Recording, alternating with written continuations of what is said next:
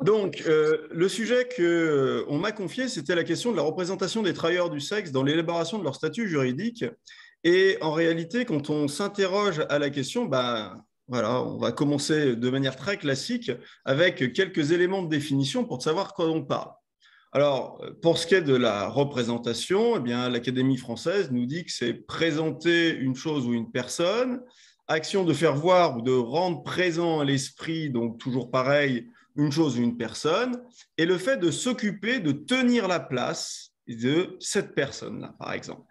Donc, on voit déjà que notre terme représentation, il est polysémique et je vais vous divulgacher mon plan d'emblée. On verra qu'il s'appuie sur cette polysémie car la représentation des travailleurs du sexe peut être une représentation qui va être tant dans l'imaginaire, ce qui va influencer le législateur, que dans les personnes qui vont porter leur discours, ce qui va plutôt être un support de leur droit. Alors, une fois que la représentation est définie, eh bien, on se tourne vers le vocable travailleur du sexe. Alors, comme le faisait tout à fait remarquer l'intervenant précédent, en réalité, pendant longtemps, on n'avait pas des travailleurs du sexe, on avait surtout des personnes prostituées, puisque certains travailleurs du sexe sont par définition plus récents. On ne va pas imaginer la pornographie sans le développement du numérique, même si en réalité, dès le Moyen Âge, on a des images pornographiques qui circulent et qu'on peut montrer, mais elles ne sont pas forcément qualifiées et envisagées comme telles. Donc, il y a aussi un temps pour certaines pratiques. Quand je regarde ce qui est notre instrument classique, c'est-à-dire notre code pénal, eh bien, le code pénal ne définit pas ce qu'est un travailleur du sexe. Et donc, je vais me tourner vers l'un de leurs représentants, et on a déjà évoqué le STRAS au cours de ces journées, donc il est inutile de le représenter, mais le STRAS, dans ses statuts, eh bien, nous définit ce qu'il entend par travailleurs du sexe, puisqu'il s'envisage comme un syndicat, donc représentant des travailleurs. Et donc, je vous cite, ce sont des personnes amenées à échanger un service de nature sexuelle, moyennant contrepartie, ou toute personne salariée ou indépendante, ou travaillant pour son propre compte, exerçant une activité liée à la sexualité. Alors, on pourrait discuter la définition qui est donnée par le STRAS, ce n'est pas mon propos, mais peut-être est-elle, mais c'est à dessein sans doute, assez large. Ensuite, eh bien, vous avez la question du statut juridique. Alors, pour aller très vite, on va reprendre la définition du contenu, qui sont, grosso modo, les conditions juridiques pour une personne, une catégorie de personnes, et c'est ce qu'on a essayé de définir. Et donc, pour cela, il y a deux questions qui se posent en guise d'introduction. Qui sont les travailleurs du sexe et quelles sont leurs représentations? Alors, voilà ce qu'on pourrait faire comme petit panorama de l'identification des travailleurs du sexe selon les travailleurs du sexe.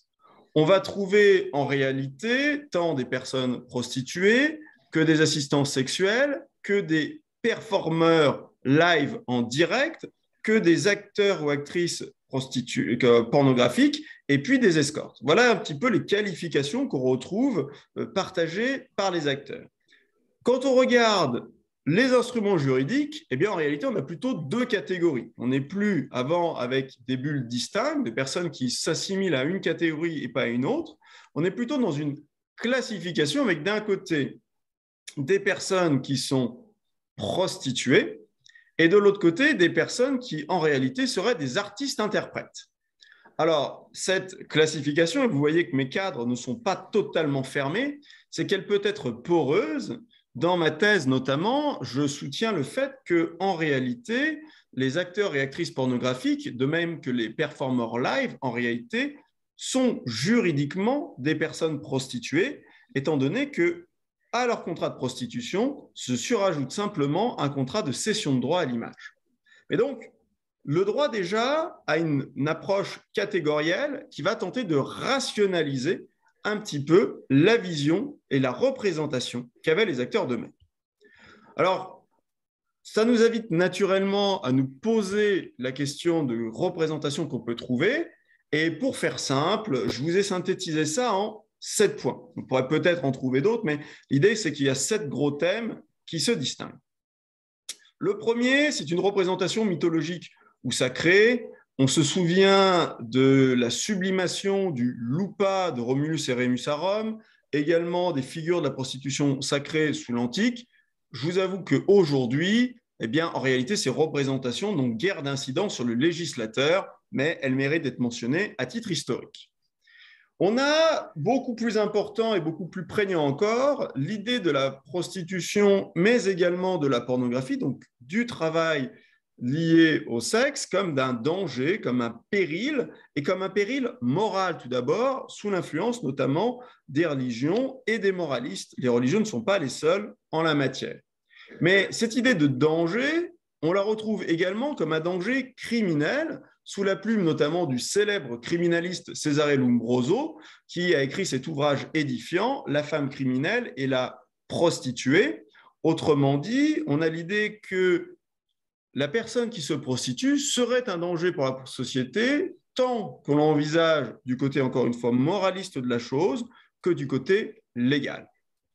Alors, cette approche de danger n'est bien entendu pas la seule. On a aujourd'hui l'idée assez répandue que forcément nous sommes dans une violence faite aux femmes. Alors j'insiste sur ce violence faite aux femmes puisque je sais bien que la majorité de nos auditeurs vont être en contradiction avec cet élément-là, mais il suffit de taper les mots-clés sur n'importe quel moteur de recherche pour que cet élément-là sorte en premier, tant sur la prostitution que sur la pornographie. Et on oublie trop souvent la réalité du terrain que l'on voit en contrepoint ici, où il existe une prostitution masculine, mais il existe également une prostitution trans. Cela a déjà pu être évoqué. Nous ne sommes pas dans un élément univoque sur la prostitution, mais le législateur, il a tendance à rattacher et restreindre en réalité les questions de prostitution et de pornographie à la question des violences faites aux femmes. Pour vous donner une petite anecdote, lorsque la loi de 2016 était en préparation, j'avais été approché par un des rapporteurs de la loi pour valider la pensée du législateur. Et quand je lui avais fait observer que selon les propres rapports du législateur, la prostitution masculine était entre 10 et 20%, il m'a dit non, mais tout ça n'existe pas en réalité. Donc c'est pour vous dire que véritablement, on a cette vision-là rattachée à la sphère féminine, de même que dans l'autre sens, on a l'idée que le client est exclusivement un homme, ce qui peut aussi être nuancé. Après la question de la violence à la personne, on retrouve l'idée de la violence économique. Alors, je vous ai mis, puisque c'est un courant qui est assez ancien, d'un côté, la vision littéraire de cette violence économique avec Nana Zola, mais on retrouve ça encore une fois dans des campagnes très récentes de la mairie de Paris.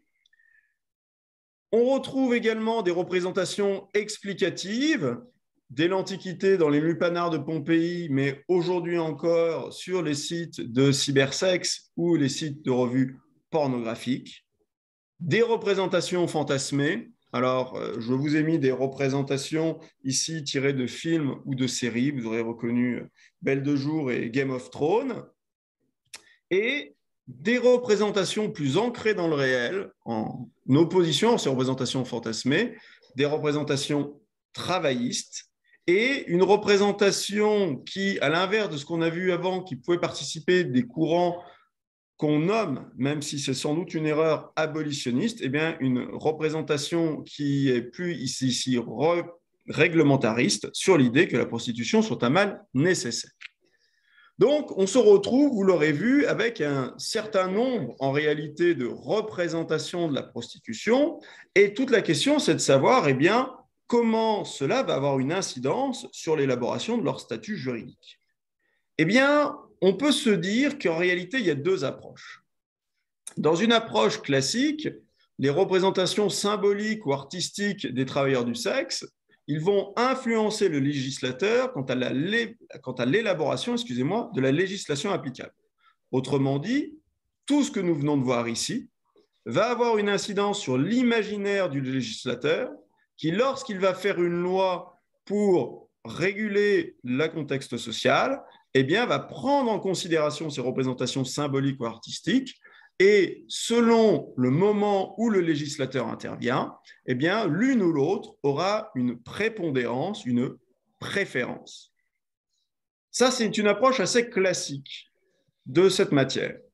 Dans une approche renouvelée, la représentation des travailleurs du sexe renvoie très clairement à l'idée de droit du travail et à l'idée de représentation du travailleur du sexe Et on observera alors ici que cette représentation est le fait de personnes qui se disent syndicats ou associations, mais qui ne partagent pas les mêmes intérêts, ce qui peut parfois être source de difficultés. Aussi, je vous invite à nous intéresser dans un premier temps à la représentation comme inspiration du droit, avant de voir dans un temps second la représentation comme combat pour les droits. La représentation comme inspiration du droit, eh bien, on pourrait multiplier les exemples et ce sera fait à l'écrit, mais pour le peu de temps que j'ai à l'oral, j'aimerais aller sur 2 pistes seulement. On voit que l'élaboration du statut juridique des travailleurs du sexe, eh bien, il est tributaire des évolutions de leur représentation. Et on verra ensuite que l'analyse du statut juridique des travailleurs du sexe, pourtant fondée sur ces représentations, eh bien, parfois, il va obtenir des contradictions avec lesdites représentations. Alors, sur le lien entre représentation et évolution, on verra très rapidement l'alternance des cycles de politique criminelle avant d'envisager l'alternance au sein d'un même cycle.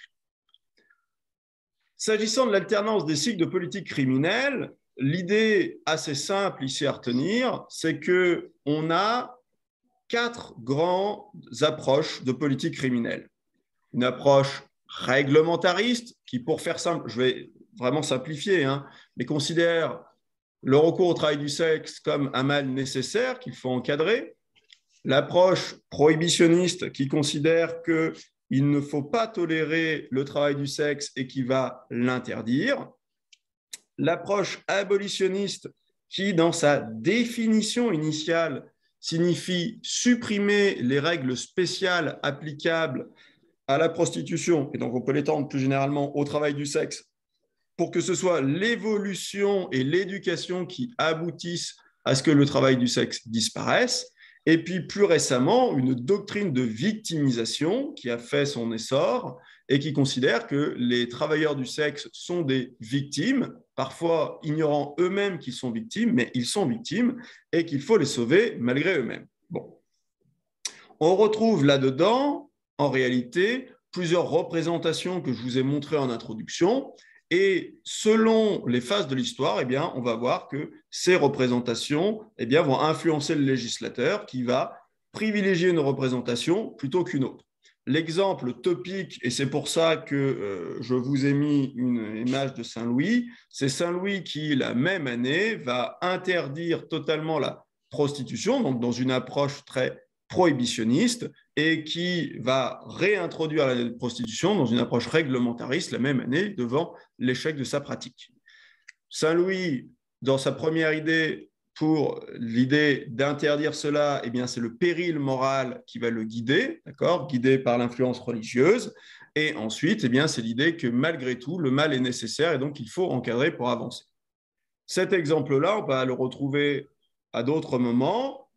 Du passage de l'idée de l'abolitionnisme avec simplement la suppression des règles spéciales, avec l'idée aujourd'hui de la personne prostituée ou le travailleur sexuel est nécessairement une victime, soit victime de violence, soit une victime économique, et il faut le sauver par lui-même. On voit ici l'évolution, notamment avec la loi de 2016. Donc ça, c'est un système assez classique et qu'on peut observer plusieurs fois dans l'histoire. À l'intérieur d'un même cycle, on peut observer que durant le XXe siècle, en réalité, si la France se déclare abolitionniste, en fait, ça fait très longtemps qu'on a quitté l'abolitionnisme parce qu'on n'est plus, et ça a été très bien rappelé par l'intervenant précédent, dans la simple idée de supprimer les règles spéciales, mais également dans l'idée d'interdire totalement la prostitution. En fait, ça vient d'une confusion qu'on a avec généralement l'abolition de l'esclavage, puisque lorsque l'on a aboli l'esclavage, en fait, on ne s'est pas contenté d'abolir l'esclavage, on a aboli l'esclavage et dans le même temps, on a prohibé l'esclavage. On a fait les deux en même temps et s'agissant de la prostitution, on n'a fait que abolir les règles relatives à la prostitution après-guerre. Donc, au sein d'un même cycle, eh bien, je vous ai montré les deux visions de ce qu'on pourrait appeler le racolage, avec l'ancien article 225-10-1 qui a été abrogé, qui visait le racolage par la personne qui se prostitue, avec le nouvel article 611-1 du Code pénal, qui lui vise le fait de solliciter, d'accepter, et donc qui serait un racolage par le client. Ici, on est au sein du même cycle, doctrine de victimisation, et on voit que pour autant, eh bien, on peut modifier son approche, même si on conserve la même représentation initiale de la prostitution. Alors, après cette idée de voir les liens entre la représentation et les évolutions que cela peut engendrer en termes de politique criminelle, regardons ce que cela change en termes de contradictions. Eh bien, on a des contradictions entre les activités d'une part et des contradictions internes.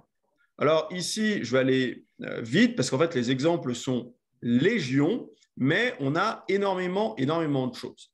Donc, entre les activités, qu'est-ce qu'on relève?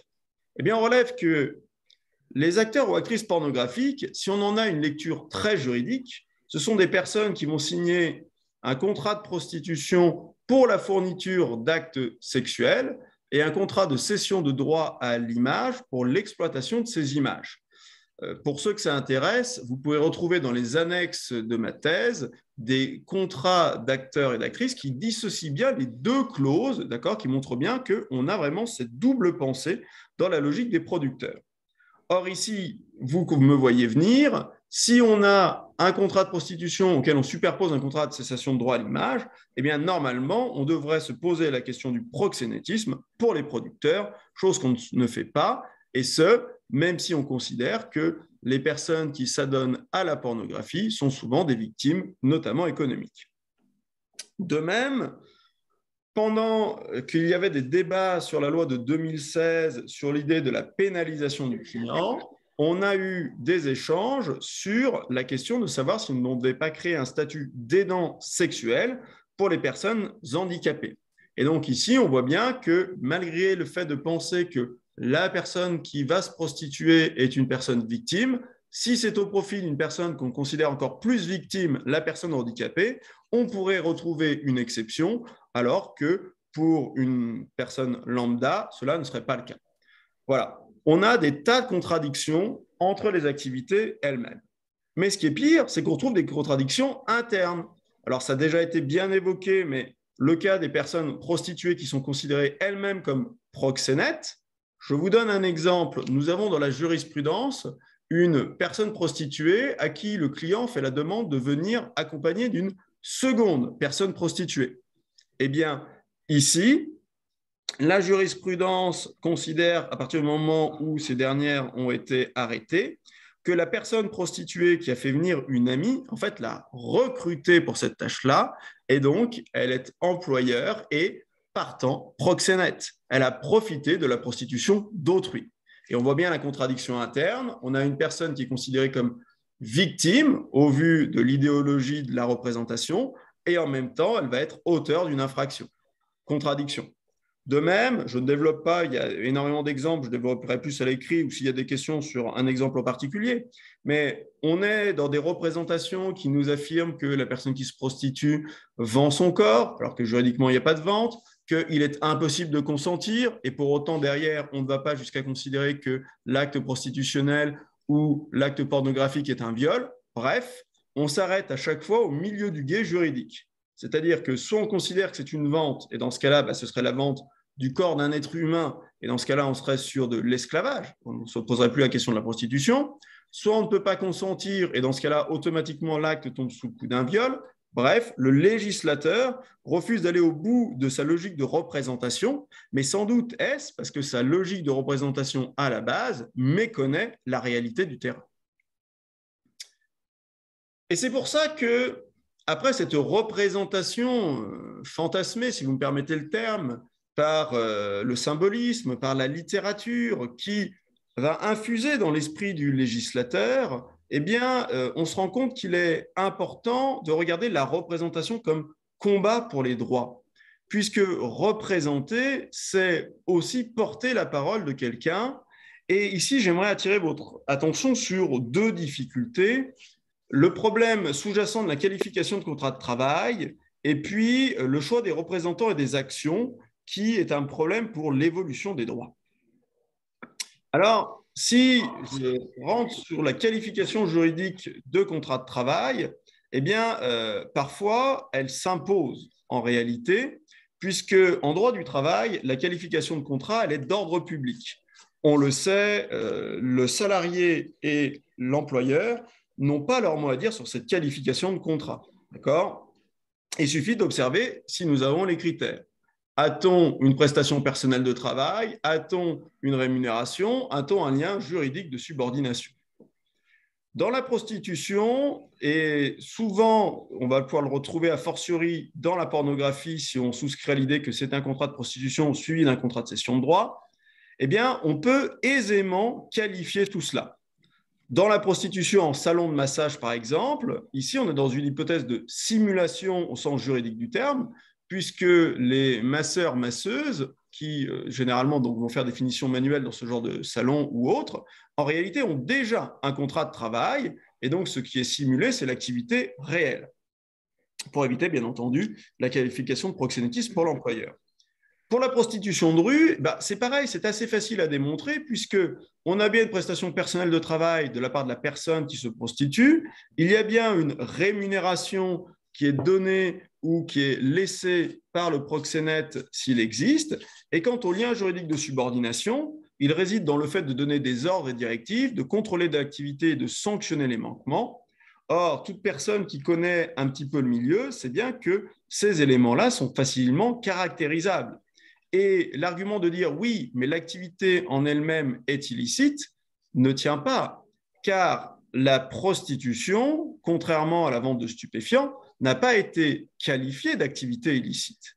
Le mode d'exercice ici serait illicite, mais on se retrouverait dans une situation analogue d'un point de vue juridique à l'embauche d'un clandestin pour l'exercice d'une activité professionnelle, et cela n'a jamais fait obstacle à la qualification de contrat de travail.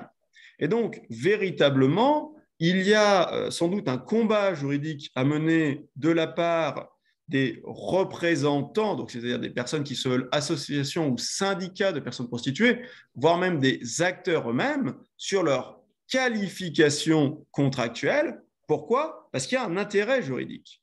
Le premier intérêt, il est sur la rupture de contrat. Si l'on considère qu'il y a un contrat de travail, eh bien, ce contrat de travail, puisque nécessairement il n'a pas fait l'objet d'une déclaration préalable à l'embauche, eh bien, ce sera du travail illégal. Et dans ce cas-là, la personne qui sera soumise à ce contrat-là aura le droit, lors de la rupture du contrat, à 6 mois de salaire brut payé en net. Quand on voit le montant des indemnités, j'en parlerai à la toute fin, du parcours de réinsertion, eh bien, on se dit qu'en réalité, ces indemnités-là seraient plus élevées et donc forcément favoriseraient une possible réinsertion. Mais ensuite, à partir du moment où vous êtes salarié, eh bien, votre assujettissement à la sécurité sociale, il est de droit. Et c'était évoqué par l'interlocuteur précédent, c'est une condition importante pour les personnes qui sont aujourd'hui dans le travail du sexe.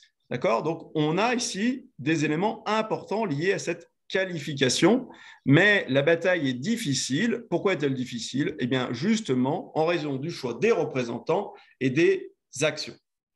Alors, s'agissant du choix des interlocuteurs, puisque je pense que je vais finir par épuiser tout mon crédit de parole, ça a été un petit peu évoqué avant. On a bien vu que en favorisant certains interlocuteurs, en réalité, on favorisait certaines prises de position dans l'espace public, et notamment lorsqu'on a vu avec la loi de 2016 le parcours de sortie de la prostitution et la stratégie de l'agrément des associations pouvant accompagner au parcours, on voit bien que vous n'avez pas le choix. Soit vous êtes dans une idée de repentance, et dans ce cas-là, on va vous accompagner, soit vous êtes dans l'idée de réclamer des droits, et dans ce cas-là, on va vous ignorer. Donc ça, véritablement, il y a une vraie difficulté quant aux interlocuteurs, et la difficulté de l'interlocuteur, elle tient aussi à la nature même de la structure qui vous accompagne. Une association ou un syndicat, juridiquement, n'ont pas les mêmes droits et ne peuvent pas porter votre parole de la même façon. Et cela se traduit par le choix des actions, et je voudrais en terminer par là, par la question de la représentation en justice. pour évoquer le recours de 261 travailleurs et travailleuses du sexe actuellement devant la Cour européenne des droits de l'homme relatif à la loi de 2016.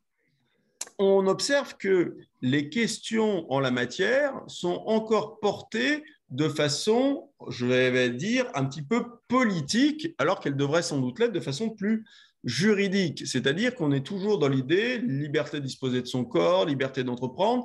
On met des grands principes au lieu de mettre de la pure technique juridique qui, pour autant, permettrait, à mon sens, des avancées beaucoup plus grandes, comme je vous l'évoquais avant sur le contrat de travail.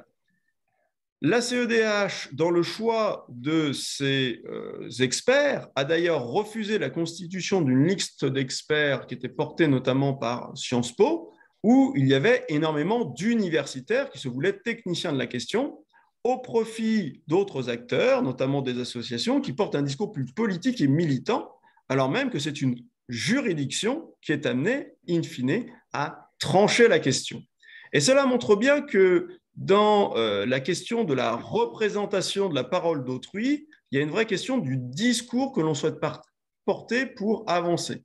Certes, le discours politique et militant est important pour fédérer au niveau de la base, mais peut-être que pour modifier la législation, il est important de passer à une représentation qui se fonde plus sur un discours juridique que sur un discours militant.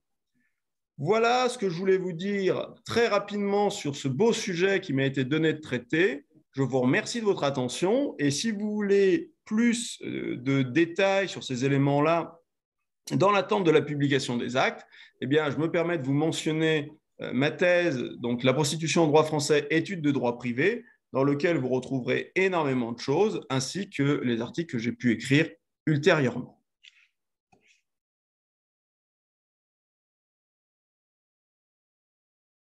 Est-ce qu'il y a possibilité de mobiliser votre savoir-faire en matière de droit du travail pour quelques commentaires sur la possibilité ou l'impossibilité de s'organiser en tant que syndicat, au sens de syndicat du droit du travail pour les travailleurs du sexe, pour les associations de santé communautaires, ou est-ce qu'on est cantonné à la forme juridique de l'association sans éventuellement les bénéfices et les contraintes du syndicat? Voilà, je voulais savoir si c'était un aspect de la question qui vous avait questionné. C'est un aspect effectivement assez intéressant, parce que comme je disais, comment on représente, ça implique sur quel droit on peut avoir, et notamment pour l'action en justice. Maintenant, la question du syndicat, elle n'est pas corrélée à la question du travailleur actif. Par exemple, on a eu des revendications de syndicats de personnes qui étaient au chômage, voire de syndicats de retraités. Donc, si on veut rester dans notre droit du travail, je crois que la question centrale, c'est de faire reconnaître la qualité de travailleurs salariés à un certain nombre de travailleurs du sexe. Et partant de là, la création de syndicats sera plus facilement légitimée. Je pense qu'il vaut mieux agir dans ce sens-là que dans l'autre sens, surtout qu'on sait bien que les juges du XXIe siècle ne sont plus dans les carcans des juges du XXe. On en a encore eu l'illustration hier avec les affaires du tribunal administratif de Paris sur notre affaire à tous. Les juges font preuve d'audace et n'hésitent pas à imprimer le droit de demain.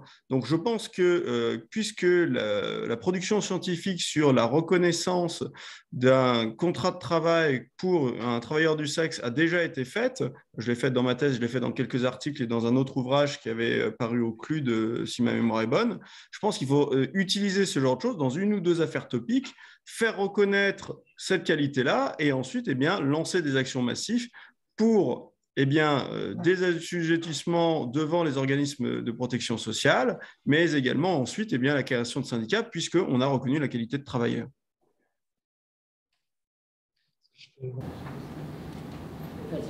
Oui, en fait, ça tombe bien qu'on soit sur ce sujet, parce que j'avais aussi pensé à des choses par rapport à votre intervention. En fait, moi, je pense que je ne fais pas cette distinction vraiment quand vous avez parlé de stratégie judiciaire et politique qui seraient pas forcément les mêmes. Si je peux ajouter des éléments par rapport à comment nous, on a vécu les choses, notamment sur la question du Conseil constitutionnel. Moi, je pense que le Conseil constitutionnel, en réalité, c'est une instance très politique. Les juges du Conseil constitutionnel, en fait, sont des anciens hommes politiques, avec Laurent Fabius à sa tête, Lionel Jospin, c'était des anciens premiers ministres, des anciens qui font voilà, leur retraite politique dans le Conseil constitutionnel et qui ont rendu une décision très politique, en fait, plus que judiciaire, j'oserais dire. Et du coup, par exemple, l'argument mis en avant sur la liberté d'entreprendre, en fait, ça ne vient pas réellement du mouvement des travailleurs du sexe. Pour nous, c'est un très mauvais argument. En fait, on ne se considère pas comme des patrons qui veulent, sur des arguments un peu capitalistes et libéraux, mais on s'est retrouvé justement avec des juristes et des avocats de Médecins du Monde qui nous ont dit, étant donné la situation actuelle au regard du droit constitutionnel en France, etc., c'est un argument qui peut fonctionner parce que vous vous êtes déclaré à l'URSSAF, vous payez des impôts, etc. Donc il y a une reconnaissance de l'activité de travail du sexe comme activité commerciale, professionnelle, etc. Et donc, il y a une contradiction là, au regard du droit, entre le fait d'être fiscalisé, etc., et donc une entrave à l'exercice de cette liberté d'entreprendre via la pénalisation des clients. Donc bon, on y est parce que... Est-ce que vous me permettez... Parce que, en fait, justement, je sais bien que vous avez été accompagné, mais en fait, il y avait un argument qui était purement objectif et qui permettait de tuer le débat, au lieu de justement partir sur ces arguments-là qui mêlent le juridique et une vision politique. En réalité, ici, il y avait sans doute une inconstitutionnalité qui tenait à la norme elle-même. En effet, si on regarde les articles, ce sont des articles qui sont inscrits dans la partie législative du Code pénal et qui, pour autant, sont juridiquement des contraventions. On a donc une contravention de nature légale, ce qui est inconstitutionnel, puisque l'article 34 de la Constitution nous dit que le législateur est compétent pour les crimes et les délits, et c'est le règlement qui est là pour les contraventions. Alors certes, on a eu la possibilité que le législateur prévoie des contraventions, c'était le cas notamment des contraventions de grande voirie, mais dans ce cas-là, il leur réservait une nature réglementaire, c'est-à-dire que certes, c'était bien le législateur qui avait fait le boulot, mais c'était dans la partie réglementaire du code. Là, ça a tellement été mal fait qu'ils l'ont introduit dans la partie législative du code. Donc il y avait un argument purement objectif technique, un peu aride, j'en conçois bien, mais qui pliait le débat d'emblée. Cet argument n'a pas été évoqué. Et c'est là où je dis, il y a un moment donné où on retombe en réalité, quand on lit sur le sujet, souvent les mêmes arguments qui tournent un peu en rond, parce que derrière, en réalité, on ne veut pas faire du droit, on a des visées politiques, alors qu'il y a parfois des arguments très techniques qui tuent le match d'emblée. Et c'est ça que je voulais dire. C'est qu'il y a un moment donné dans la stratégie, il y a une question de réflexion juridique peut-être un peu plus aride, qui nécessite peut-être d'être un peu plus spécialiste. Et c'est vrai que les avocats en question, eh bien, peut-être ont pris les choses de manière trop du point de vue des libertés, alors qu'on pouvait voir les choses de manière beaucoup plus technique. Et cela permettrait, à mon sens, de meilleures avancées. Voilà, c'était tout ce que je voulais dire. J'espère que la précision éclaire mon propos. Oui, je pense que du coup, il faudrait le communiquer à Maître Spinozzi, notamment, Je suis en contact avec Maître Spinozzi, je lui ai envoyé mes articles dans lesquels ces éléments-là ont été écrits. J'ai été approché par la commission d'experts pour la CEDH, la commission le groupe d'experts tiré par Sciences Po qui, malheureusement, n'a pas été retenu au final. Ils ont mes articles aussi, mais ça n'a pas été retenu à ce moment-là. Mais ce que je veux dire, c'est que l'information, elle est publique, elle est disponible, elle a été publiée dans des revues et elle a été communiquée. Après, c'est des choix, justement, me semble-t-il, de stratégie politique et juridictionnelle. Et je pense que ces choix-là sont faits parce que le débat sur la question a toujours été traité, me semble-t-il, à chaque fois que j'observe la littérature juridique sur le sujet, sous un angle qui se veut peut-être très grandiloquent au niveau des libertés, mais peu sous l'angle vraiment purement technique. Alors, comme je le disais tout à l'heure sur la question du contrat de travail, il y a deux façons de voir les choses. On peut être dans le très grandiloquent, comme ça a été évoqué par la dernière intervenante sur « ils sont pour le proxénétisme, ils ne sont pas pour le proxénétisme ou pas ». C'est une définition juridique et politique en même temps. Et puis, il y a une question très juridique, basico-basique. Y a-t-il les critères du contrat de travail, point. Et je pense que ramener les choses à cette technicité juridique permet de dépassionner le débat et donc d'avancer. Sinon, j'ai l'impression que c'est toujours le serpent qui se mord la queue. D'accord. Après, sur cette question du contrat de travail, effectivement, on est très coincé par rapport à la loi sur le proxénétisme, puisque le proxénétisme interdit le salariat. Donc, et après, il y a aussi effectivement un débat dans le mouvement. Et comme on l'a vu déjà dès 1975, dès les débuts de l'histoire du mouvement, il y a une volonté de ne pas être salarié. C'est-à-dire qu'il y a une volonté qu'on ne veut pas de patron, on ne veut pas de lien de subordination avec quelqu'un qui va nous donner des ordres sur qui on fait comme client, quelles pratiques on doit faire ou pas faire, quels tarifs on doit choisir, etc. Donc le mouvement ne revendique pas un travail salarié. Après, je suis d'accord avec vous qu'en fait, ce travail salarié caché existe. Il y a plein de salons de massage, de bars à hôtesses, etc. Et dans ces cas-là, en tant que syndicaliste, je suis d'accord avec vous que ce serait intéressant de dire, en fait, il faudrait faire des condamnations pour travail dissimulé et obtenir des contrats pour ces personnes-là, puisque le statut salarié est beaucoup plus protecteur que le statut d'autre entreprise, dans le cas de travail indépendant, etc. Alors, il y a cette hypothèse, et il y a surtout l'hypothèse qu'on évoquait de sortie de la prostitution, où aujourd'hui, en réalité, la seule chose qui est donnée, c'est le parcours de sortie de la prostitution avec des indemnités qui sont miséreuses. On peut dire que c'est de l'ordre de l'obol, alors que la personne qui voudrait sortir de la prostitution aujourd'hui et qui ferait reconnaître un contrat de travail contre son proxénète, eh bien, je vous dis, elle part avec 6 mois de salaire brut payé en net, possiblement, en fonction du temps qu'elle pourra montrer, elle serait assujettie, et donc on aurait d'autres compensations pour elle. Donc il y a une vraie idée de stratégie juridique derrière, non pas pour faire reconnaître un statut de proxénète employeur, mais plutôt pour faire reconnaître des droits à la personne qui veut quitter la prostitution. On est bien d'accord, mais après vous vous rendez compte que dans par exemple, tout le débat sur la traite des êtres humains, la distinction qui est opérée justement entre la traite à des fins d'exploitation par le travail et la traite à des fins d'exploitation sexuelle, c'est justement pour empêcher les travailleurs du sexe victimes de travail forcé de bénéficier de ces mêmes protections-là que les autres victimes de traite à des fins de travail forcé. C'est-à-dire que éventuellement la victime va avoir des compensations seulement sur préjudice moral ou quoi, mais elle ne va pas être remboursée les heures de travail non payées.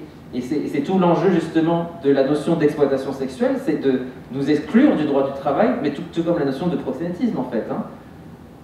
Mais justement, toute une partie de ma thèse, c'est de montrer qu'en réalité, vous ne devriez pas être exclu du champ du droit du travail. Parce que... D'accord, mais c'est le cas. Là, c'est le serpent qui se mord la queue aussi. Non, mais c'est qu'à un moment donné, il faut des actions en justice. C'est-à-dire qu'on peut proposer des solutions techniques pour agir en justice, mais quand on n'est pas acteur soi-même, bien forcément, on ne porte pas le contentieux.